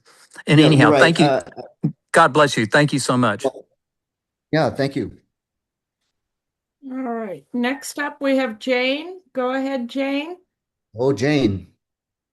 Oh, well, thank you, Madhava, for all of this. I always love listening to you, and I'm so glad that you're back with us in this dialogue. One of the things I may have misunderstood how you meant this, but in your introduction, something about the cabal, the elites that want to control us, how they know that we meaning the many of the more common people are aware of a much bigger picture, a spiritual picture of our divine nature. But and I'm just wondering, in what way how do you think they understand that that's the case, and that's why they're afraid of our coming, to a bigger volume of this understanding? Is it just that they have some, conceptual idea that they're, if they were, the spiritual explanation for these quote evildoers is that they're out of touch with their divine nature. So Mhm. anyway, just if you could just, yeah, say a little Yeah, more. well, that is a very profound question. And yes, and thank you for bringing me back there because it's something that I perhaps glossed over. Because what I'm proposing here can be very provocative to some and perhaps even heretical. But and it comes down to this really, and we typically in sort of the Judeo-Christian world have this idea of good and evil Yeah, and right. and we need to vanquish the evil. But Yeah. look, and that's one way of looking at it. On the other hand, if you want to consider the universe and this creation as being divine, then everything was created by the creator, including the evildoers. And why Right. would we have someone like, why would we want evil? Well, how would we ever have the experience of vanquishing evil if there was no evil, right? I mean, it's a phenomenal experience, right? To be able to see yourself in a just fight for the good and be vindicated or to feel the rush of victory. But what if there was no antinomy? What if there was no adversaries worthy of you rising to your potential? So you need to have those kinds of darknesses in existence in order for you to fully express yourself as a divine being that's oriented towards the light. So these evildoers, yes, they're terrible. We need to vanquish them, but enjoy the fight, right? Let's experience this as uh, in all of our multiple facets, whether that's compassion for our children or being a vicious person on the battlefield. So they're serving a great purpose. Let's remember that, the dark and the light is what makes this world so gorgeous. The sun cannot cast its own shadow. So there are things that come out of the darkness that make this world very, very interesting.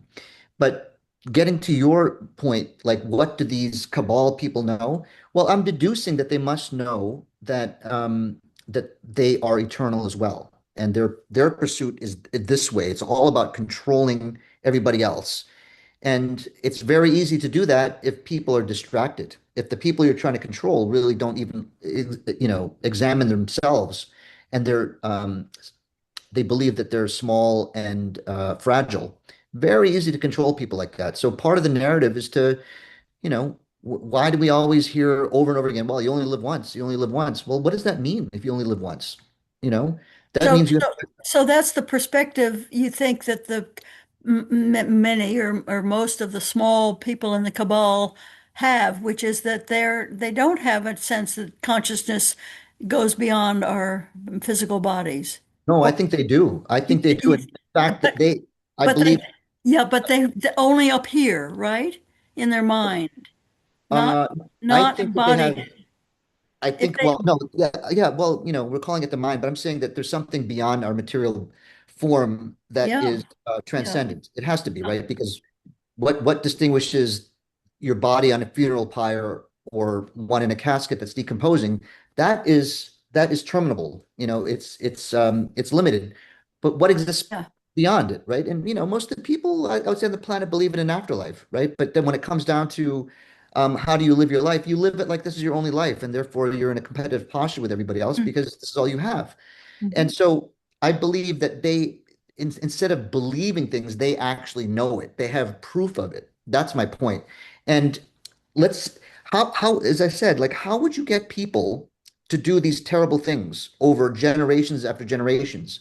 You would right. have to prove to relatively intelligent people, right? You don't want a bunch of idiots, running your central bank, let's say, right? You want some very, very intelligent people. How do you show an intelligent person that actually, join us and you don't have to, hang out with all of the riffraff out there who are getting programmed by a system of indoctrination and they think they're scared. We'll show you the real secrets. we can arrange for your rebirth on this planet, and you don't have to come back in some random family in the middle of nowhere and have to start over again. We're going to put you into a family, let's say, of people who are very high up in the up, and so you won't waste any more time. And when you come back, you're going to hold the reins again, and you're going to have much more power. That would be a pretty good incentive, I would say, to someone who you're recruiting into this into the scheme.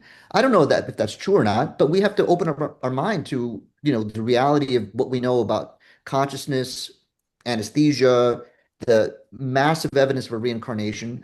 I'm guessing that that's how it works. And we've gone way off of 9/11, but that was my point to this symposium that I was presenting at, was like, you've got to really consider that to be a possibility. And you may not need to know what is the mechanism behind arranging for your rebirth, let's say, but be open to the possibility that that could be in play, and be very cautious when you start thinking about limiting yourself, and the fear of death, and why you feel it's okay to give to the Salvation Army. That's really good, but in the end, you're going to protect yourself and your family and your own things. And going back and forth is sort of the life that we've been living, and it's a very beautiful life. But maybe we should take some extra time to realize that all of the things that we've been accumulating over 70, 80, 90 years, you surrender that when you die. So is it really that important? What are the things that might transcend this life experience? I would say it's your energy, and it's your mentality, and it's what you've given, not what you've accumulated. And those are the kinds of things, I would say, that are being poo-pooed by mainstream culture. It's like, yeah, it's nice to be nice, but come on, let's we need a second home. Obviously, that's the only way to live, and it doesn't matter that those people over there are dying. We're safe. When are we going to step into our true power and say, no, we can stop that over there if we just sort of realize that we're indestructible ourselves. Anyway, that was a graze, if you will. I think you'd really enjoy that article I wrote, Jane, you Yes, especially. I'm sure I will. I love all of your whatever forms your expressions take. And anyway, I guess I still have a little puzzle about you. I think if the people, I don't know, this is just the people the people who want to control and dominate the masses and the depopulate, or whatever, however you want to couch that, if they had true recognition of their divine nature in their hearts, they wouldn't feel the need to do the controlling that they're doing. So that's all I guess I want to end with in terms of this particular. Yes. Well, look, that's a good point, and I will address that by saying, um, sin. Let's call it that. I mean, what does that mean? That Yeah, means the lack of, right? It's missing. It's they're yeah. they're missing an understanding, and I would say that understanding. I'm sorry, Jane, were you saying something? Go ahead. No, no.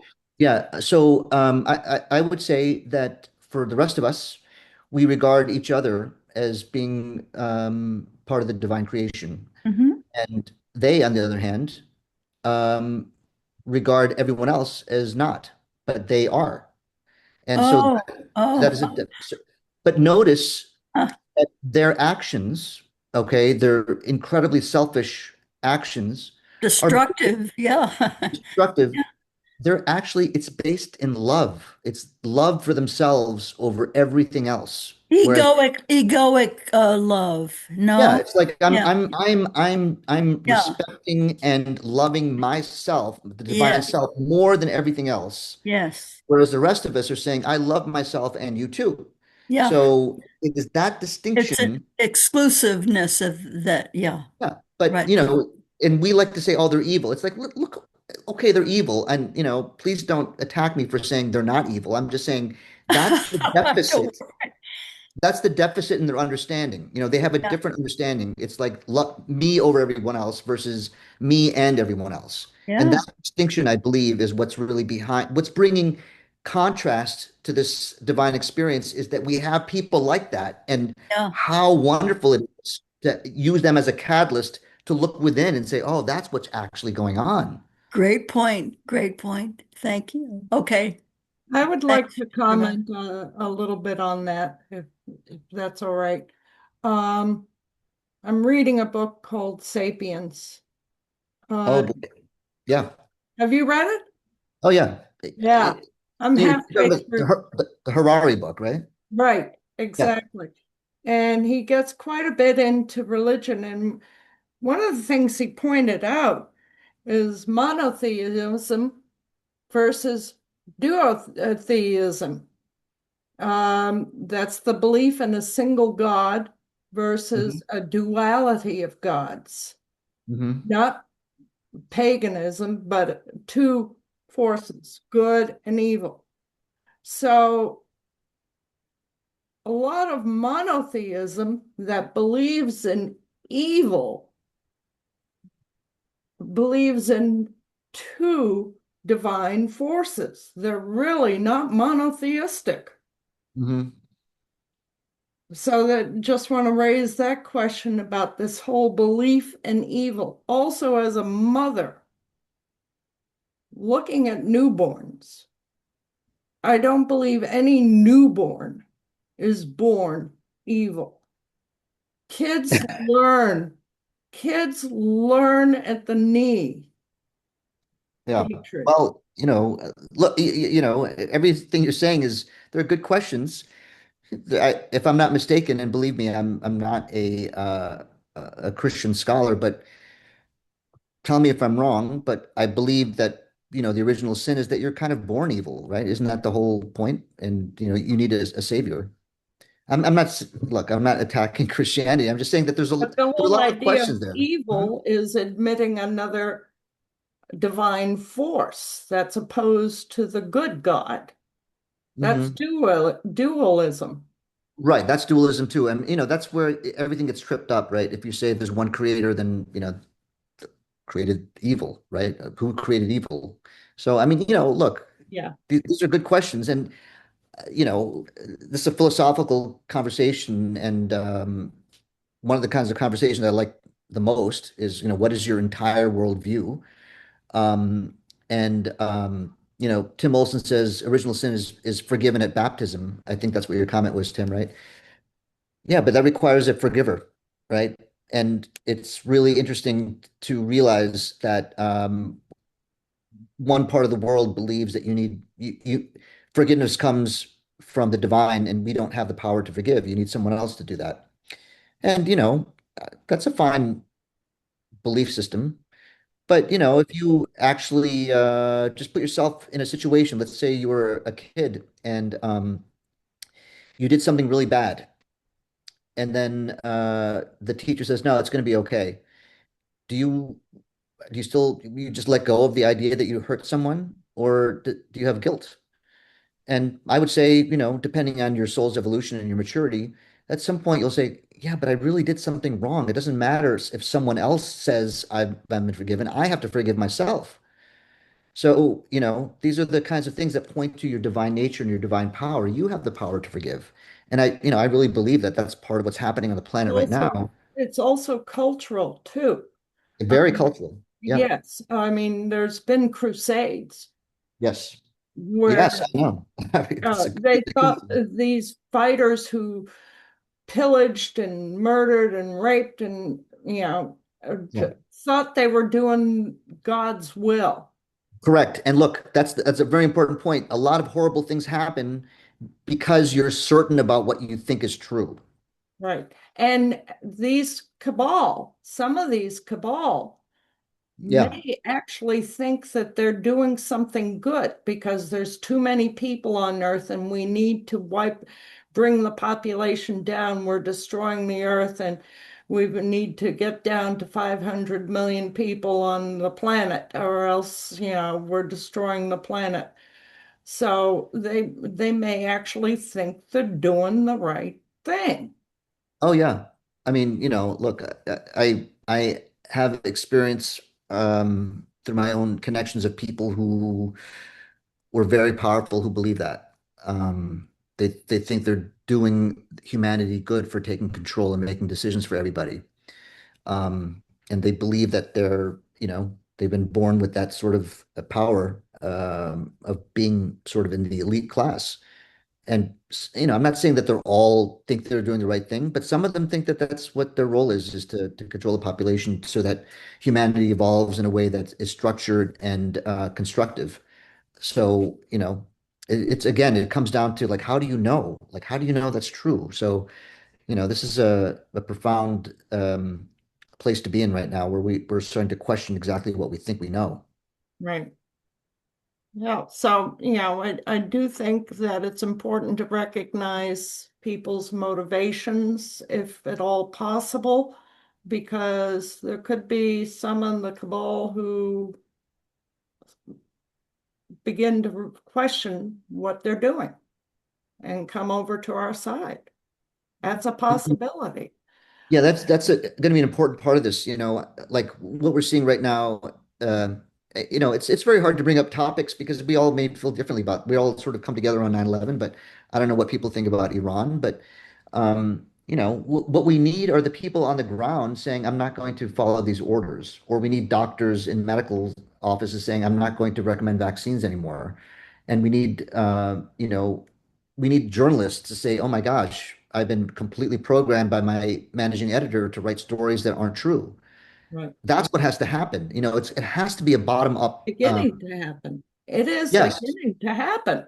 it's beginning to happen. I know it's a great time to be alive, but Yeah. like when we keep looking for someone from the top telling us, what happened and what's true, that's not going to happen. It has to happen from the bottom up. The people on the ground, the people who participate in this life have to stop and say, I'm not going to go along with this anymore. I mean, that's what they're afraid of. That's where the power lies. Yeah. And conversations like this are really important to bring people together around a common understanding and not be fighting with each other. Because ultimately that's our power. Thank you. All right. Next up, we have David Schlesinger again. Go ahead, David. You're muted. You're still muted. Finding the mute. There it is. Okay. Can you hear me now? Yes. Yeah. Okay. Yes, I very much appreciate the last few comments because I want to raise something about the problem of evil. I I got baptized 11 years ago, and you folks may not know that Rudolf Steiner is a Christian who believes in reincarnation, and I lean toward reincarnation. And I need assistance. Many of you who know me well know how terrible I am technically. It's totally absurd for me to have gone to MIT. I hate all machines. And I love people. I hate machines. I have a couple of T-shirts that I'm too incompetent to put forward. One of them is anyone who will discuss 9/11 is a hero of mine. And I have another one, which I won't say exactly what it is, but it will encourage people who are embracing evil to look at the possibility that they have a soul. Is there anybody out there who can work with me on the technological problem of producing T-shirts to sell? I have a friend who's my spiritual advisor who's too technically incompetent to help me. I need someone else to help me. I don't know. I've never produced T-shirts. Using Printify and Etsy. No one's ever done Printify or Etsy. Well, you might want to contact Jean La Rotunda. Very good. Okay. Thank you. All right. Is that all? Yes. Okay. Thank you, David. All right. Humuk, go ahead. Thank you. Once again, I've enjoyed your comments very much. You've broadened my perspective of 9/11 greatly. I love it. I wanted to just bring up a few last comments here. Bruce Lipton's Biology of Belief is on, it's all linked on the card in here. You can go read the book. But I wanted to say that Bruce Lipton on August 18th of this year is publishing Beyond Darwin, how Epigenetics, quantum science, and cooperation shape humanity's future. And I think this is probably one of the most significant books that has ever been written by anybody. This guy knows what he's talking about and he knows the science. And he, in fact, is helping us find out that the survival of the fittest has driven us to where we are now. And what we need is the survival of the most loving. And at that point, we can turn around and be real human beings. Yeah, it's a Then powerful the message. other thing that I wanted to bring up is Ho'oponopono in terms of taking personal responsibility for your own perception of the universe. I have never found anything as great as Ho'oponopono. I call it voluntary enlightenment. It puts you in a state where you're in tune with the universe, and I find that to be a much more comfortable place to be than trying to get God to fix my world. Yes, well, I That's agree with that. Hawaiian, isn't it? Yes, it is. It was presented to the population in 1880 or 1983, and it was allowed. They used to have to have a kahuna to practice it, but they finally figured out that you didn't. If you were going to take total personal responsibility, you didn't need to have a kahuna to help you do that. So that fixed it for me, and I've used it ever since. Fascinating. Very good. All right. I think we've come to the end of our questions. Do you want to make any closing remarks, Madhava? Well, I appreciate what everyone's doing. You know, thank you for letting me address everyone. I enjoyed the questions.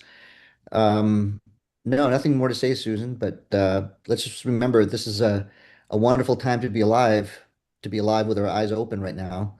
Um, just, I think it's worthwhile every once in a while to consider what your life would be like if you were still where you were 20 years ago before your eyes opened to these things. And cherish this life experience because I feel like my life is far more meaningful than it was before. Oh, absolutely. And I appreciate everyone on the call, everyone in the 9/11 Truth Movement, and all our efforts. As a woman, I tend to go to the nurturing aspect, but I've come to realize that the paternal aspect is very important as well, the protector. So I do appreciate everyone's efforts, even if they, you know, go against my nature. Um, I do recognize that you're coming from the right side, and so much appreciate your perspective, Madhava. Thank you so much for coming back. I'm really excited about releasing this video. All Me right. too. Yeah, So great. everyone, please visit Boston 9/11 Truth. Help us out in any way that you can. We're not even a nonprofit.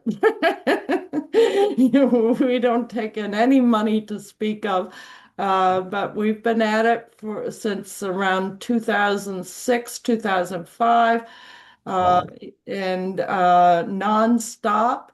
Never paused, went over several hurdles in that period of time, came out whole, and we're still here. We're still here.